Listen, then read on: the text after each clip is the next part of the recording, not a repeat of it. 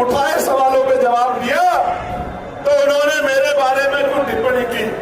हालांकि वो टिप्पणी आपके संघर्ष को सम्मान देने की टिप्पणी थी, कोई क्रिटिसाइज करने की टिप्पणी नहीं थी, क्योंकि वो बड़ी हैं, मेरी मां के उम्र के बराबर हैं।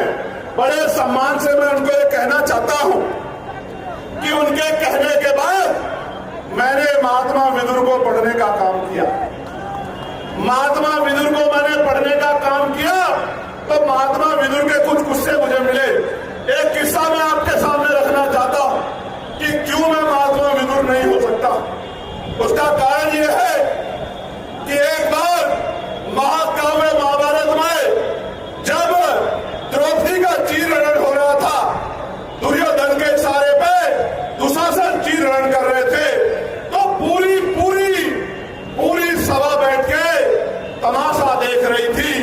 अकेले महात्मा विदुर ऐसे व्यक्ति थे, मैं उनके न्यायप्रियता की दाद दूंगा, जिन्होंने विरोध किया और दुर्योधन को चेतावनी दी कि दुर्योधन ये पाप मत करो, ये पाप आपकी राज्य की सत्ता को निष्ठा नाबूद कर देगा।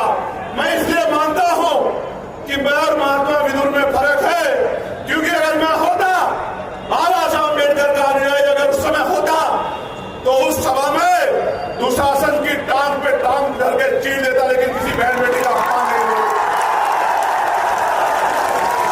मैं चुप होकर नहीं बैठता, मेरा जो होता तो होता, लेकिन मैं दुर्योधन और दुशासन की टांग पे टांग धर के चीर देता, लेकिन द्रौपदी का अपमान नहीं होने देता। ये फर्क है महात्मा विदुर में और मुझ में। जब मैंने उनको आगे पढ़ा तो मुझे पता लगा कि जब कौरवों और पांडवों में, महाकाव्य में जब मैंने पढ़ा कि कौरवों और पांडवों में जब बंटवारा होने लगा तो महात्मा विदुर ने प्रस्ताव दिया कि पांडवों को 5 गांव दे दो। दुर्योधन ने मना कर दिया, फिर युद्ध हुआ। आज भी यह युद्ध है। मैं भी आपके अधिकारों के लिए सत्ता से लड़ रहा हूं कि मेरे भाइयों को, मेरी मां को, मेरे बच्चों को, मेरे बुजुर्गों को, इन दलित पिछड़े आदिवासी मुसलमानों को, 85% बहुजन समाज के लोगों को अधिकार दे दो। तो ये सरकारें देना नहीं चाहती। आज भी युद्ध होगा।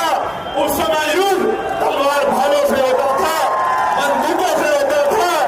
आज का युद्ध बटन दबा के होगा, वोट